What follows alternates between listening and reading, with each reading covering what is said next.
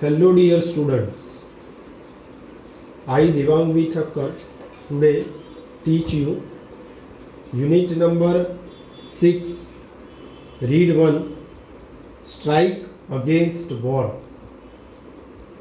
मतलब યુદ્ધની સામે પ્રહાર કરો.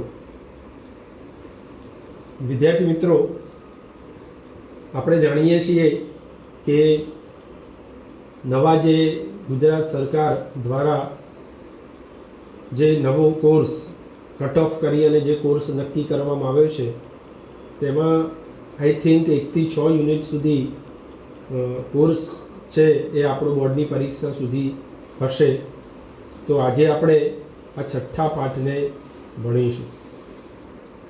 હેલન કેલર ખૂબ જ નાની ઉંમરે બહેરા અને આંધળા થઈ ચૂક્યા હતા.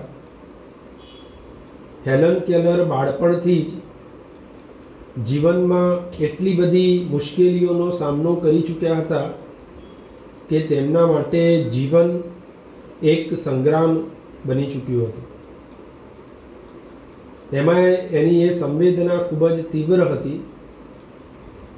અહીંયા આ પાઠમાં કાર્નેગી હોલ ન્યુયોર્ક ખાતે એમણે જે કંઈ ભાષણ આપ્યું હતું તેમાં એ યુદ્ધનો મતલબ થાય કઠણાઈઓ કે મુશ્કેલીઓ સામે હાર ન માનતા તેની સામે પડકાર ફેંકવાનો સંદેશો આપે છે. આ પાઠની અંદર હેલન કેલર આંધળા અને બહેરા હોવા છતાં પણ તે આપણને કહે છે કે જીવનમાં યુદ્ધ જેવી કઠણાઈઓ કે મુશ્કેલીઓ આવશે તેની સામે આપણે હાર માનવી જોઈએ નહીં અને તેની સામે હંમેશા લડતા રહેવું જોઈએ. તેની સામે પડકાર ફેંકવાનો સંદેશો આપણને આપે છે.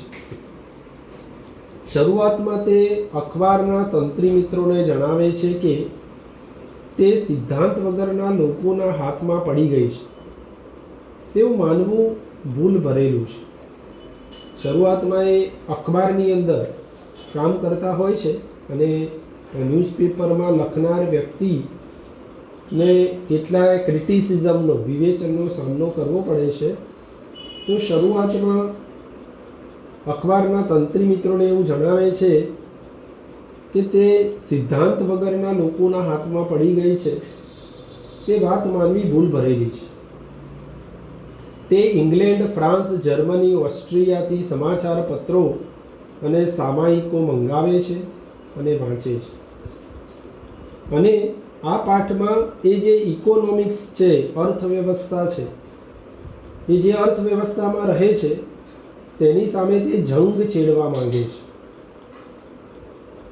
એટલે દેશની જે અર્થવ્યવસ્થા છે તેની સામે તે વિરોધ કરે છે, તેની સામે તે જંગ છેડે છે. વિદ્યાર્થી મિત્રો, આ પાઠમાં કામદારોની ફરિયાદો, કામદાર એટલે મજૂર જે કામ કરે છે એની જે ફરિયાદો અને એની જે બળવો છે, વિરોધ છે, એનો અવાજ એક સત્તાધારી અવાજ તળે દબાઈ જાય છે. એ આ લેખિકાથી સહન થતું નથી.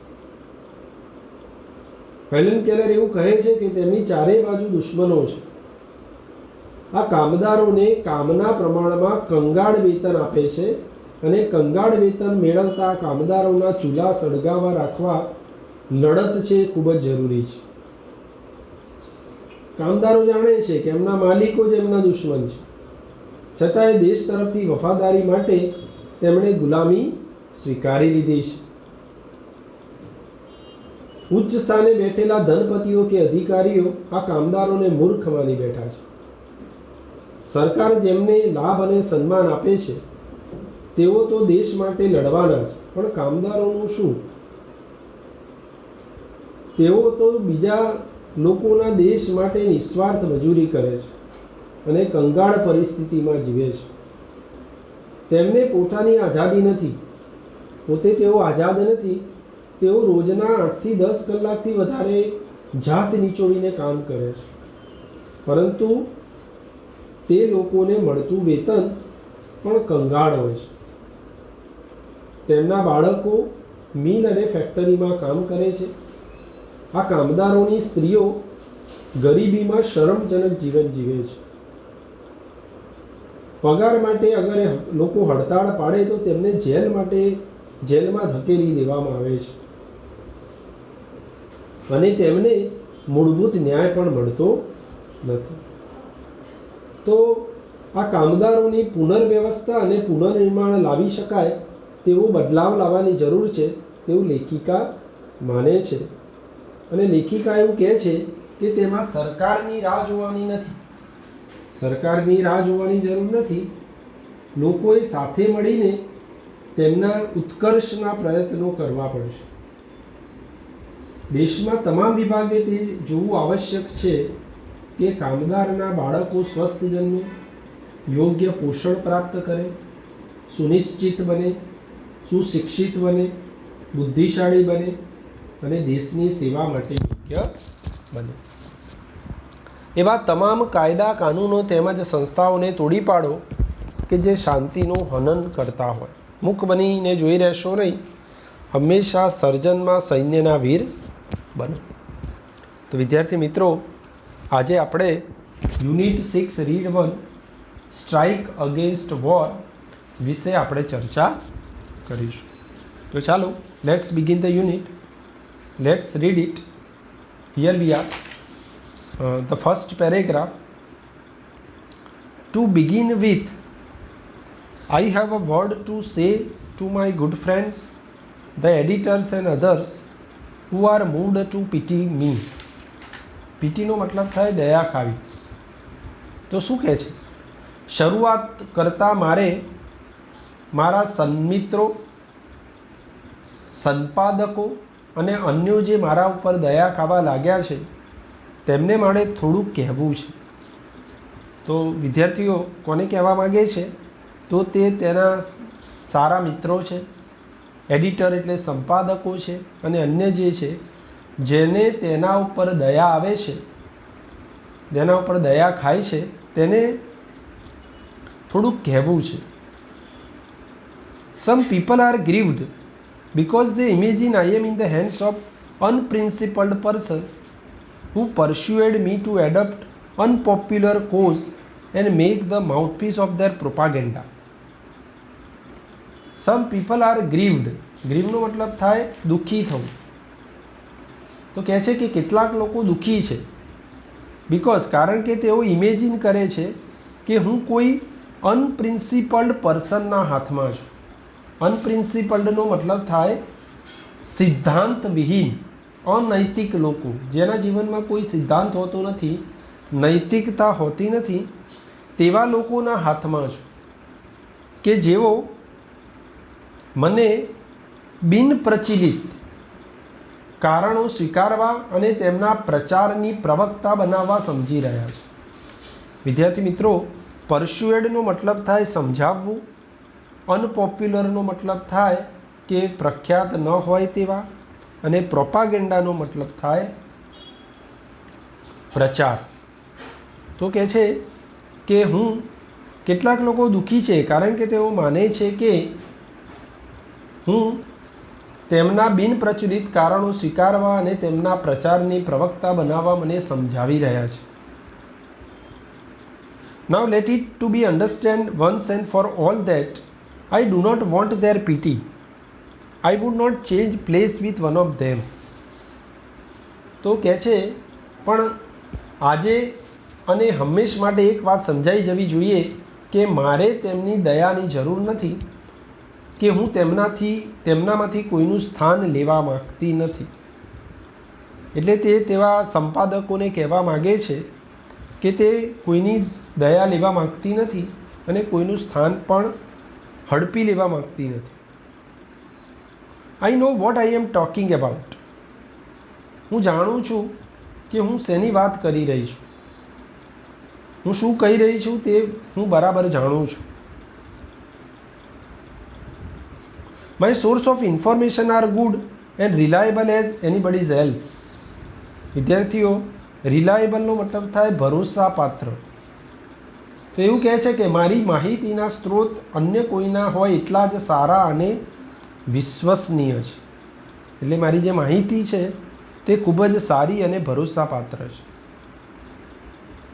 I have papers and magazines from England, France, Germany and Austria that I can read myself. મારે વાંચવા માટે ઇંગ્લેન્ડ, ફ્રાન્સ, જર્મની અને ઓસ્ટ્રિયાથી અખબારો આવે છે. હું તેમને વાંચું છું. Not all the editors I have meet can do that. હું જેટલાને મળી છું તેટલા તમામ સંપાદકો આ ન કરી શકે.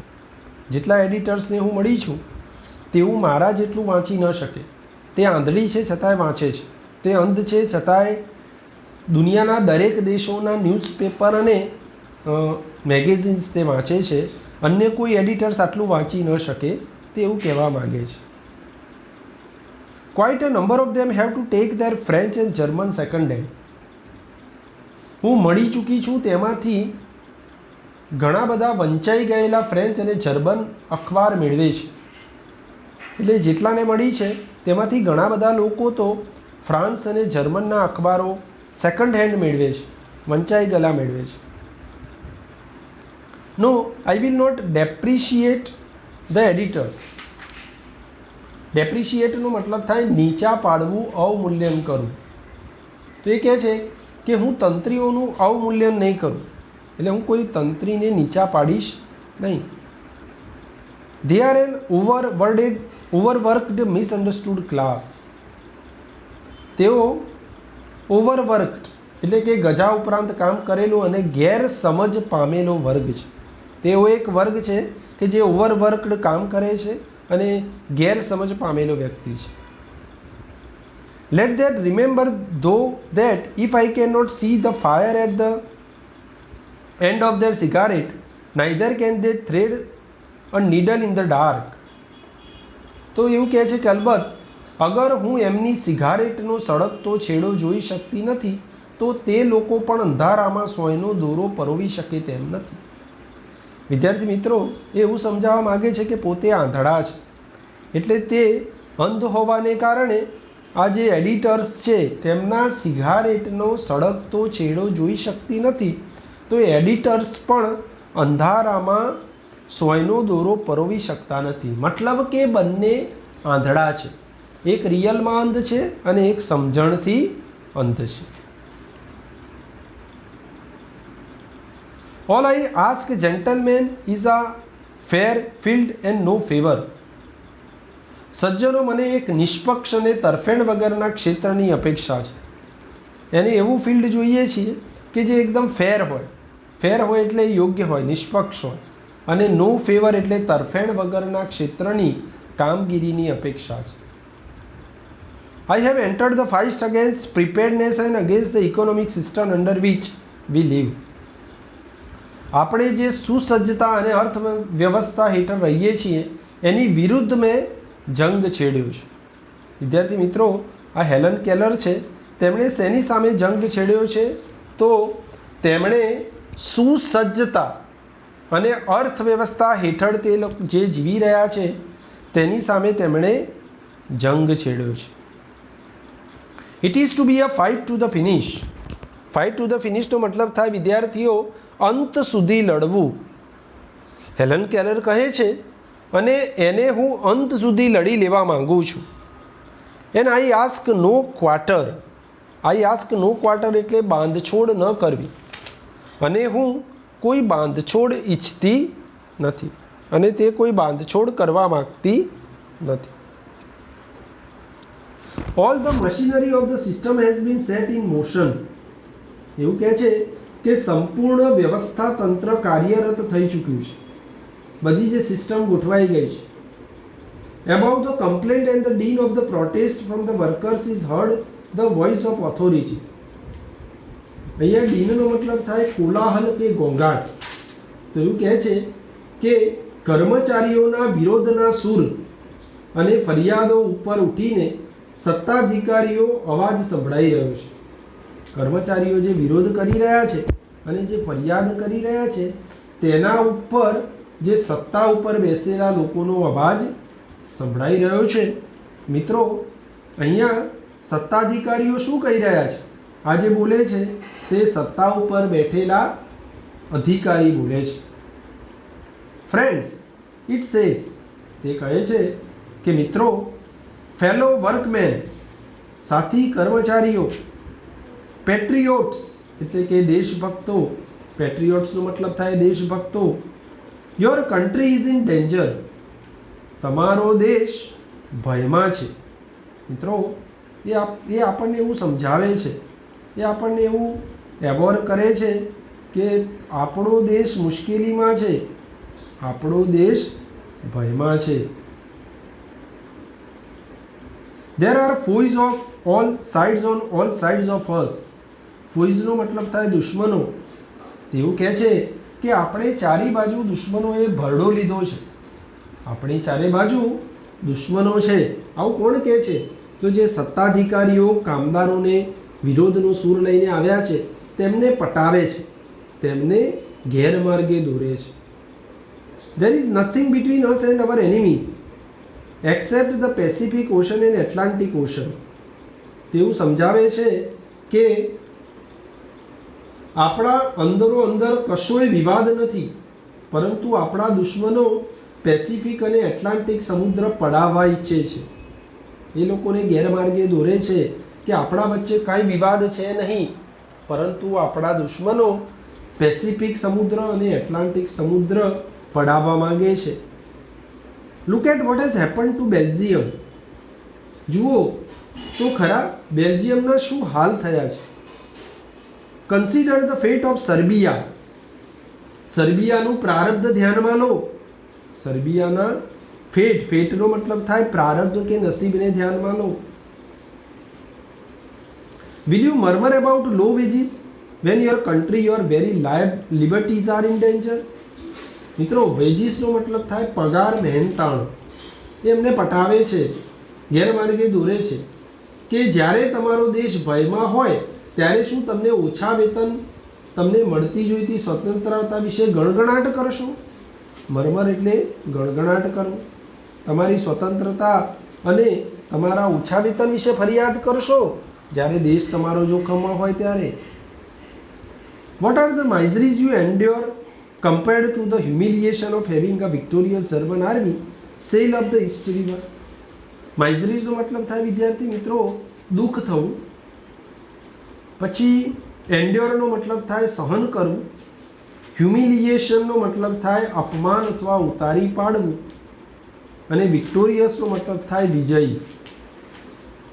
તો અહીંયા એવું કહે છે કે ઈસ્ટ રિવર પાર કરીને આવેલા વિજેતા જર્મન લશ્કર દ્વારા કરાયેલ માનહાનિ સાથે સરખાવતા તમે જે ત્રાસ સહન કર્યો છે તે તો કંઈ વિસાતમાં જ નથી. એટલે કે તમે જે દુઃખ સહન કરો છો એ દુઃખ કરતાં જે વિજયી જર્મન આર્મી પેલી ઈસ્ટ રિવર પાર કરીને આપણા દેશ ઉપર હુમલો કરી રહ્યા છે તેની સાથે તમારું દુઃખ તો કાંઈ જ નથી. એટલે ટૂંકમાં એને એમ કહે છે કે તમે તમારી ફરિયાદ છોડી અને દેશને બચાવવા માટે લાગી જાઓ. Quit your ગ્રમ્બલિંગ. ગ્રમ્બલિંગનો મતલબ થાય બડબડ કરવું, ફરિયાદ કરવી. તમારી ફરિયાદ છોડી દો, તમારું બબડવાનું છોડી દો.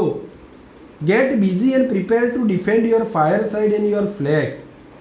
એવું કહે છે કે તમારું ઘર અને રાષ્ટ્રધ્વજ બચાવવા કામે લાગી જાઓ.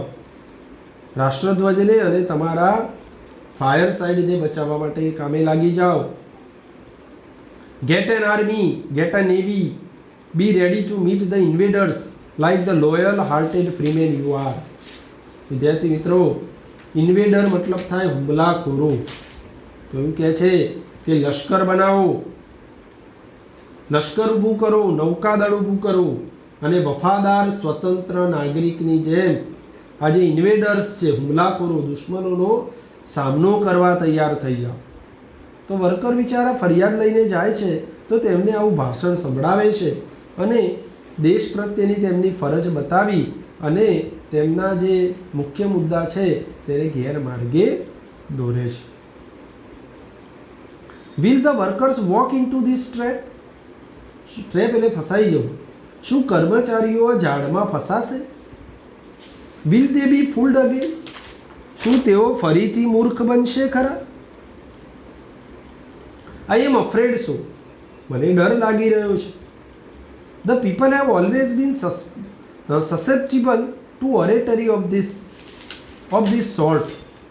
વિદ્યાર્થી મિત્રો, સસેપ્ટિબલનો મતલબ થાય સંવેદનશીલ. તો અહીંયા એવું કહે છે કે લોકો આવા પ્રકારના ભાષણો પ્રત્યે ખૂબ જ સંવેદનશીલ હોય છે. આ લોકો આ પ્રકારની ભાષણબાજીમાં જલ્દી આવી જાય છે, ફસાઈ જાય છે. The workers know that they have no enemies except their masters. કામદારો જાણે છે કે તેમના માલિકો સિવાય તેમનું દુશ્મન કોઈ છે નહીં. તેમના માલિકો જ તેમના દુશ્મનો છે. દે know that their citizenship papers are not warrant for the safety of their wives and children. તેઓ જાણે છે કે તેઓ સારી રીતે જાણે છે કે તેમના નાગરિકત્વના પેપર્સ, દસ્તાવેજો તેમની પત્નીઓ કે બાળકોની સલામતીની ખાતરી આપતા નથી. તેમની વાઇવ્સ અને ચિલ્ડ્રનની સેફટીની વોરંટ આપતા નથી. વોરંટ એટલે ખાતરી અને સેફટી એટલે સલામતી. They know that honest sweat, persistent toil and years of struggle bring them nothing on to worth fighting for. વિદ્યાર્થી મિત્રો, ઓનેસ્ટ સ્વેટનો મતલબ થાય કે પ્રામાણિકતાપૂર્વક પરસેવો પાડવો. પર્સિસ્ટન્ટ ટોઇલનો મતલબ થાય અવિરત મહેનત કરવી. હવે એવું કહે છે, તેઓ જાણે છે કે તેમની જે પ્રામાણિક પસીનો છે, તેમનો જે સતત મહેનત છે અને તેમના વર્ષોનો જે સંઘર્ષ છે, તેમને વિરોધ કરવા યોગ્ય બનાવી શક્યા નથી. તેમને વર્થ ફાઇટિંગ જેટલા યોગ્ય બનાવી શક્યા નથી. Yet deep down their foolish heart they believe that a country. છતાંય તેમના બાલિશ હૃદયમાં ઊંડે ઊંડે પોતાનાથી જ આ દેશ ચાલે છે તેમ એવો માને છે. ઓ બ્લાઇન્ડ વેનિટી ઓફ સ્લેવ્સ. ઓ આ ગુલામોનું આ કેવું મિથ્યાભિમાન. વેનિટી એટલે મિથ્યાભિમાન અને સ્લેવ્સનો મતલબ થાય ગુલામી. તો આ ગુલામીનું કેટલું મોટું મિથ્યાભિમાન, પોતે ગુલામીમાં જીવી રહ્યા છે તેવું અહીંયા સાબિત થઈ રહ્યું છે. The clever ones up in the high places know how childish and silly the workers are. વૈભવી આવાસોમાં રહેતા ચાલાક લોકો એ સારી રીતે જાણે છે કે તેમના કર્મચારીઓ કેટલા બાળક બુદ્ધિના તેમજ મૂર્ખ છે. જે ઊંચા વૈભવી આવાસમાં રહેતા જે ચાલાક લોકો છે એ જાણે છે કે તેમના જે કામદારો છે એ બાળક બુદ્ધિના તેમજ મૂર્ખ છે. They know that if the government dresses them up the khaki and gives them a rifle and starts them off with a band and waving banners, they will go forth to fight valiantly for their own enemies. વિદ્યાર્થી મિત્રો, વેલિયન્ટલીનો મતલબ થાય બહાદુરીપૂર્વક. હવે તેઓ જાણે છે કે અગર સરકાર તેમને ખાકી ગણવેશ પહેરાવી, હાથમાં રાઇફલ આપી, બેન્ડ અને જે વિવિંગ બેનર્સ છે, ધજા પતાકા છે, બેનર્સ સાથે મોકલી આપે તો તેઓ બહાદુરીથી પોતાના જ દુશ્મનો સામે લડવા આગળ વધશે.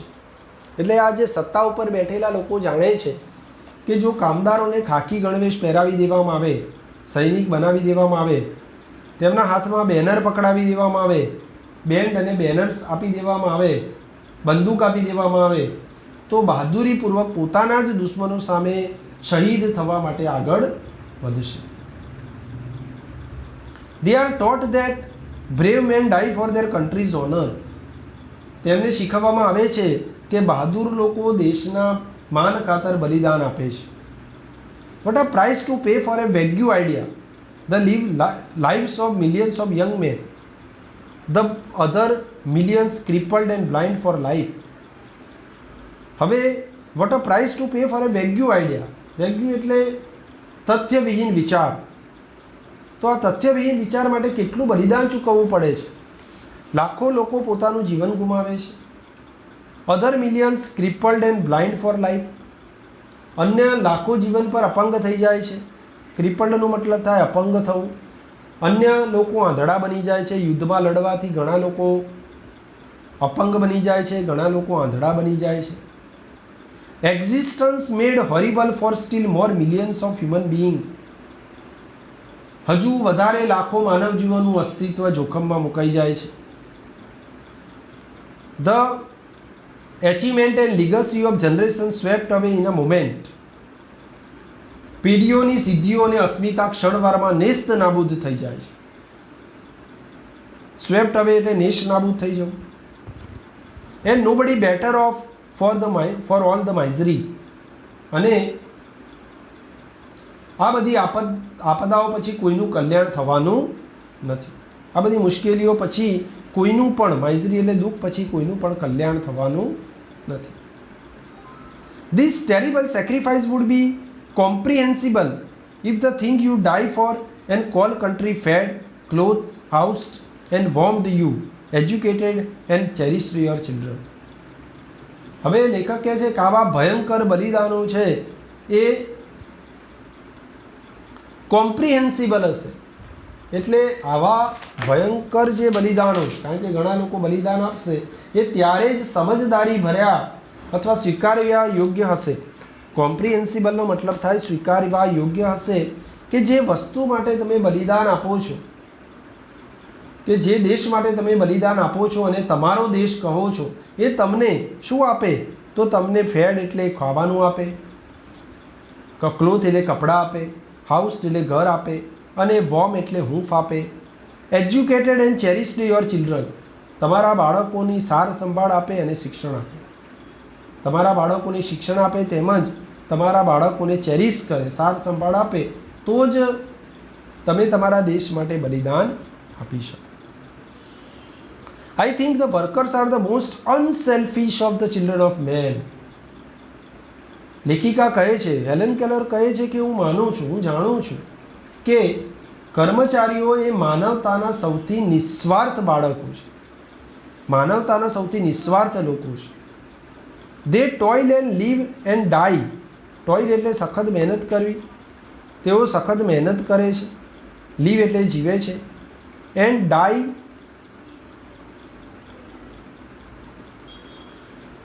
Four other people's country. તેઓ અન્ય લોકોના દેશ માટે મૃત્યુ પામે છે, બલિદાન આપે છે, અન્ય લોકો માટે બલિદાન આપે છે. અધર પીપલ્સ લિબર્ટીઝ, અન્ય લોકોની સ્વતંત્રતા માટે, અને અધર પીપલ્સ હેપીનેસ, અન્ય લોકોની સ્વતંત્રતા માટે, અન્ય લોકોના સુખચેન માટે મજૂરી કરે છે, જીવે છે અને મરે છે. The workers have no liberties of their own. કામદારોને પોતાની કોઈ સ્વતંત્રતા હોતી નથી. They are not free when they are compelled to work 12 or 10 or 8 hours a day. તેઓ આઝાદ નથી કારણ કે તેમને 8 થી 10 કલાક કામ કરવા માટે જોતરવામાં આવે છે, માટે તેઓ સ્વતંત્ર નથી. તેમને 8, 10, 12 કલાક મજૂરી કરવી પડે છે, ફરજ પાડે છે, માટે તેઓ આઝાદ નથી. They are not free when they are ill paid for their exhausting toil. Exhausting toil એટલે કાળી મજૂરી. જ્યારે તેમને કાળી મજૂરી માટે ઓછું વેતન આપવામાં આવે છે ત્યારે તેઓ મુક્ત નથી, ત્યારે તેઓ આઝાદ નથી. They are not free when their children must labor in mills and factories or starve. તેઓ આઝાદ નથી જ્યારે તેમના બાળકો સખત મિલોમાં મજૂરી કરે છે. લેબર એટલે મજૂરી કરવી, ફેક્ટરીઓમાં મજૂરી કરે છે. એન્ડ સ્ટાર્વ એટલે ભૂખે મરે છે. જ્યારે તેઓ ભૂખે મરે છે, સખત મજૂરી કરે છે, ત્યારે તેઓ આઝાદ નથી. And their women may be driven by poverty to life to shame. અને જ્યારે તેમની જે સ્ત્રીઓ છે, તેમની પત્નીઓ છે, તે ગરીબાઈમાં અને શરમમાં પોતાનું જીવન પસાર કરે છે. They are not free when they are clubbed and imprisoned. તેઓ ફ્રી નથી જ્યારે તેઓ માનવ તરીકે જ્યારે તેમના મૂળભૂત ન્યાયની માગણી કરવા કે વેતન વધારવા હડતાલ પાડે ત્યારે તેમને ભેગા કરી જેલમાં ધકેલી દેવામાં આવે છે, ત્યારે તેઓ સ્વતંત્ર નથી. They are not free when they are clubbed and imprisoned. તેઓ આઝાદ નથી જ્યારે તેમને જેલમાં ધકેલી દેવામાં આવે છે અને ઇમ્પ્રિઝન એટલે જેલમાં પૂરી દેવામાં આવે છે. કેમ? Because they go on strike for a raise of wages. કારણ કે જ્યારે તેઓ પગાર વધારા માટે હડતાલ પાડે છે, and for the basic justice that is their right as human beings, અને જ્યારે માનવ તરીકે જ્યારે તેઓ પોતાના મૂળભૂત ન્યાયની લાગણી કરવા કે વધારે વેતન વધારવા હડતાલ પાડે ત્યારે ભેગા કરી જેલમાં ધકેલી દેવામાં આવે છે, ત્યારે તેઓ સ્વતંત્ર નથી. તો વિદ્યાર્થી મિત્રો, કામદારોના હક માટે, મજૂરો, કામદારો, કર્મચારીઓના સ્વતંત્રતાના હક માટે લેખિકાએ અહીંયા ખૂબ જ સુંદર ભાષણ આપ્યું છે. આ ભાષણ આપણે આગળ જોયું છે, હેલન કેલર દ્વારા કાર્નેગી હોલ, ન્યુયોર્ક શહેરની અંદર 5મી જાન્યુઆરી 1916ના રોજ આપવામાં આવ્યું હતું. તો વિદ્યાર્થી મિત્રો, પાર્ટ 1માં આપણે આજે આટલો અભ્યાસ કર્યો. Now we will discuss another part in my second lecture in the remaining in the next lecture. Okay, I hope આજે આપણે જે કંઈ ભણ્યા છીએ તેમાં આપણને ખ્યાલ આવી ગયો હશે. ઓકે, તો મિત્રો ચાલો મળીએ આપણે સેકન્ડ પાર્ટમાં.